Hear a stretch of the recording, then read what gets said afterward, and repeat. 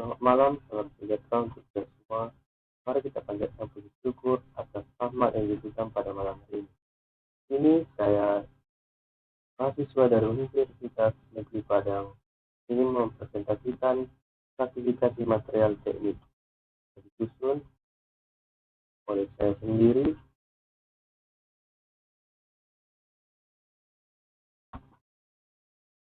Ya, IPN Malau dengan NIM 22338010 yang diampu oleh dosen Bapak Andril Arafat, CMN, PhD.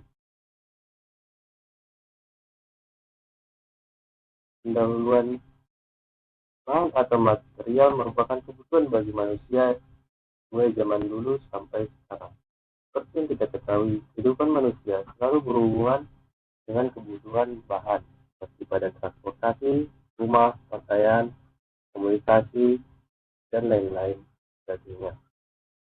Pada tahap awal, manusia hanya mampu mengolah bahan apa adanya, seperti yang tersedia di dunia, misalnya batu, kayu, kulit, tanah, dan sebagainya. Pada tahun 50 terakhir, para saintis menemukan hubungan sifat-sifat bahan dengan elemen struktur bahan, sehingga bisa diciptakan puluhan ribu jenis bahan yang mempunyai sifat-sifat yang berbeda. Dalam industri manufaktur, kita ketahui material dapat dikategorikan menjadi logam dan non-logam. Lebih lanjut, logam dibagi menjadi logam murni dan logam paduan. Ada juga berbagai jenis logam, termasuk logam ferus dan non-ferus. Non-logam meliputi polimer, komposit, dan keramik, yang merupakan senyawa yang terbuat dari oksida logam atau oksida non-logam. Ini mengapa kita harus mempelajari ilmu material teknik. Kita ketahui mengapa pentingnya kita mempelajari teknik material adalah untuk memahami sifat, karakteristik, dan perilaku dari suatu material agar menemukan penemuan pengganti bahan material yang sudah mulai punah, seperti bahan-bahan yang terdapat di gambar, supaya dapat diproduksi dan menghasilkan suatu produk dengan bahan yang lebih baik. Di sini tertera ada 6 bahan-bahan yang sudah hampir punah, seperti yang tertera di dalam gambar. Ya, ada hybrid nanomaterial, polymer composite, biomaterial, new material, flexible keramik. Ini saya akan menjelaskan definisi material teknik. Material adalah segala sesuatu yang mempunyai massa dan menempati ruang yang disusun, dibuat oleh bahan. Material merupakan suatu zat atau bahan penyusun dari suatu benda yang memiliki sifat dan karakteristik tertentu. Material selalu menjadi tolak ukur dari kemajuan sejarah peradaban manusia, di mana kita mengenal adanya zaman batu, zaman perunggu, dan zaman. Berdasarkan pengertian tersebut, maka material teknik adalah material yang digunakan untuk menyusun sebuah benda dan digunakan untuk perhiasan dan perencanaan di bidang teknik. Ilmu material merupakan pengetahuan dasar tentang struktur, sifat, dan pengolahan bahan. Jenis-jenis material teknik terdapat 6 yang bisa diklasifikasikan. Pertama, logam, keramik, polimer, komposit, semikonduktor, dan biomaterial. Baik, yang pertama adalah logam. Logam adalah sebuah material yang mempunyai daya hantar listrik yang tinggi, dengan sifat konduktor yang baik dan tahan terhadap temperatur tinggi. Mempunyai titik tinggi, keras, mengkilap, tidak tembus terhadap cahaya, dan dapat dideformasikan sehingga banyak digunakan pada banyak konstruksi di bidang-bidang listrik. Jenis-jenis logam juga terbagi menjadi dua jenis. Yang pertama ialah logam bahan dasar fero atau besi. Yang kedua, logam yang tidak berbahan dasar non-fero. Sifat umum dari logam diantaranya yang pertama ialah memiliki konduksivitas listrik dan thermal yang tinggi. Yang kedua, sifat mekanik kekeratan dan kekuatan yang tinggi. Juga mempunyai massa jenis yang relatif tinggi dan dapat bersifat korosi atau dapat jadinya pengkaratan terhadap logam. Terakhir, memiliki warna yang khas sehingga ia tidak transparan. Untuk material logam terdapat beberapa sifat yang penting. Antara lain, yang pertama, ia mampu ditempa. Kemampuan logam ditempa mempunyai sifat yang dapat dibentuk dengan suatu gaya dalam keadaan dingin maupun panas, tanpa terjadi retak pada permukaan, misalnya dengan palu ataupun alat mesin pres lainnya.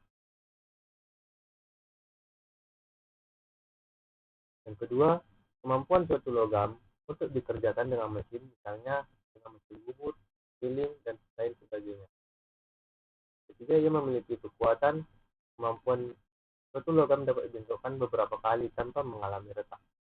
Keempat, sifat kulit atau yang bisa disebut logam untuk bisa menahan deformasi. Terakhir, memiliki kekerasan. Suatu logam tahanan kekerasan terhadap penetrasi atau penutupan indikator yang berupa bola baja dan piramida dan lain-lain.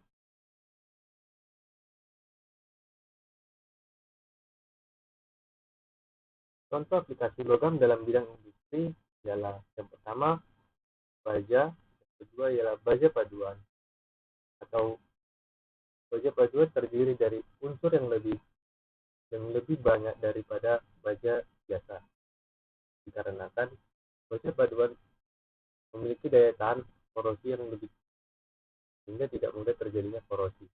Ketiga, dapat digunakan menjadi posisor di berbagai konstruksi bangunan. Yang kedua, keramik. Keramik merupakan campuran antara unsur logam dan non-logam, kebanyakan dalam bentuk oksida, nitrida, dan kabrida. Material ini termasuk dalam kelompok bersusun atas semen, dan gelas. Material ini bersifat insulator terhadap listrik dan panas dan lebih tahan terhadap temperatur tinggi seperti lingkungan yang berat daripada logam dan polimer. Mekanik material ini memiliki sifat yang keras namun besar. Selain itu, keramik juga memiliki ketahanan terhadap korosi, bahan kimia, dan radiasi. Hal ini menjadikannya pilihan baik untuk digunakan dalam lingkungan yang agresif atau berbahaya. Namun, keramik juga memiliki kelemahan, kekerabatan yang rendah, dan kecenderungan rapuh yang mudah pecah. Keramik memiliki beberapa karakteristik yang membuatnya sangat berguna dalam berbagai aplikasi teknik. Yang pertama, keramik memiliki kekerasan yang tinggi sehingga tahan terhadap abrasi dan aus. Kedua, keramik memiliki ketahanan panas dan suhu tinggi, jadikan ideal untuk digunakan dalam lingkungan dengan suhu ekstrim.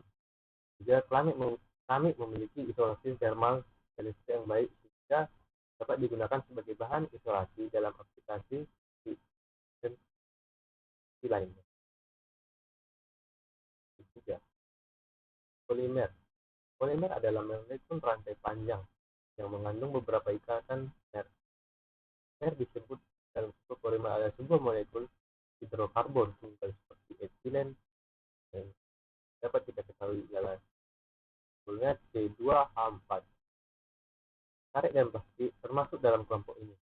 Kebanyakan berupa senyawa organik secara kimia tersusun dalam unsur karbon, hidrogen, dan non-logam lain.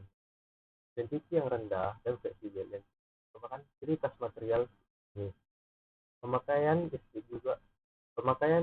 polimer juga sangat luas, dari peralatan rumah tangga, interior mobil, kabinet, radio, televisi, sampai pada konstruksi mesin yang menggunakan zat dari polimer. Ada beberapa contoh polimer yang digunakan dalam yang pertama polietilena dengan PE, kedua polipropilena dengan simbol PP, tiga polistirena, simbol PS, keempat polivinil klorida, dan simbol PVC, dan yang terakhir polivinil tereftalate dengan simbol PET. Yang keempat adalah komposit. Komposit merupakan material dari kombinasi dari dua material atau logi yang digabungkan. Sifatnya berbeda-beda. Misalnya, komposit buat dari hasil rekayasa manusia juga dapat jadi secara ilmiah.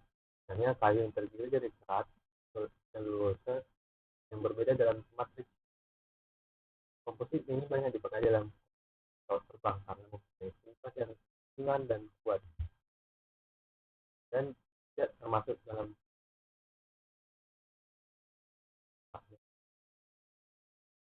material ini yang disebut sebagai material komposit karena material ini terdiri dari beberapa, yaitu itu material yang dirancang untuk mendapatkan kombinasi karakteristik terbaik dari setiap komponen. Pada dasarnya, komposit dideskripsikan karakteristik terbaik dari prospek dan marxik. Serat merupakan material yang jauh lebih kuat dari marxik dan berfungsi memberikan kekuatan tarik, sedangkan matrik berfungsi untuk melindungi serat dari efek lingkungan dan kerusakan akibat benturan. Jadi mereka adalah unsur yang saling digabungkan untuk menjadikan campuran yang lebih kuat. Fiberglass adalah salah satu contoh yang banyak dikenal di gelas yang ditekatkan dalam material polimer. Posisi desain itu menunjukkan suatu kombinasi dari sifat-sifat baik setiap material penyusunnya. Fiberglass dapatkan kekuatan yang dari serat gelas yang fleksibel dari polimer. Dan ini banyak material yang disebutkan dan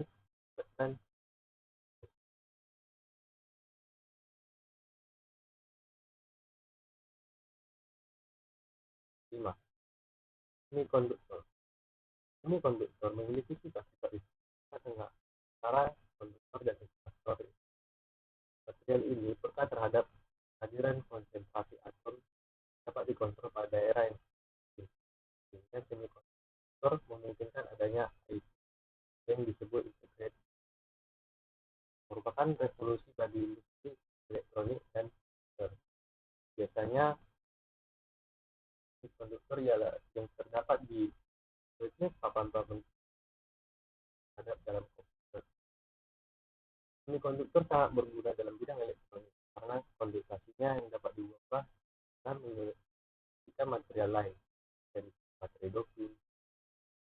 Salah satu alasan utama kegunaan semikonduktor dalam elektronik adalah sifat elektroniknya dapat diubah dalam sebuah cara yang terkontrol.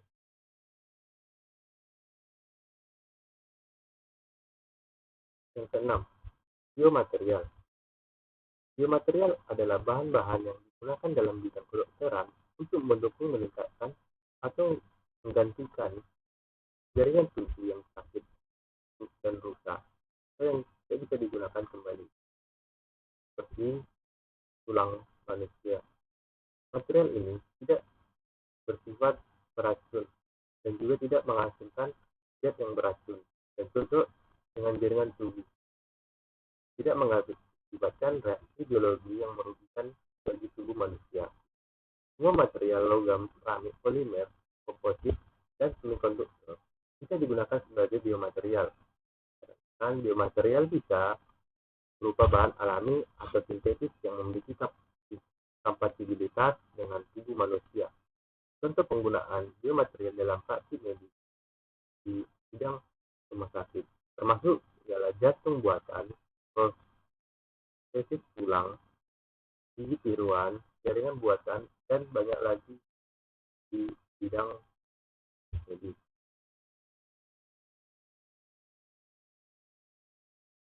Kesimpulan yang saya dapat, pemahaman tentang klasifikasi material teknik membantu dalam pemilihan material tepat untuk pembuatan aplikasi tertentu di bagian industri. Material ini seperti logam, keramik, polimer, dan biomaterial yang memiliki sifat unik di aplikasi aplikasi di berbagai industri. Polimer adalah bahan yang terbuat dari monomer yang saling terikat melalui ikatan kimia yang disebut polimer. Biomaterial juga adalah zat baik alami maupun sintetis yang digunakan dalam kedokteran untuk meningkatkan, mendukung, atau menggantikan jaringan yang rusak. Pemahaman tentang material dan aplikasinya adalah bagian penting dari ilmu material teknik dan berguna bagi insinyur dalam merancang, menciptakan, dan memilih sesuai dengan tujuan tertentu. Saran: dalam menghadapi tantangan global seperti perubahan iklim, krisis energi, dan kesehatan masyarakat, kita memiliki kesempatan untuk menggunakan pengetahuan kita tentang material engineering untuk menciptakan solusi yang lebih baik. Mari kita bersama-sama mendorong kolaborasi dan inovasi dalam bidang material engineering dengan memahami sifat-sifat material dan aplikasinya dengan jauh lebih baik. Kita dapat menciptakan masa depan yang lebih baik dan lebih berkelanjutan untuk dunia ini. Terima kasih telah hadir dalam presentasi saya pada hari ini. Mari kita bergerak maju dalam menghadapi tantangan-tantangan masa depan dengan kekuatan material engineering yang kita ketahui dan miliki. Sekian presentasi dari saya. Terima kasih.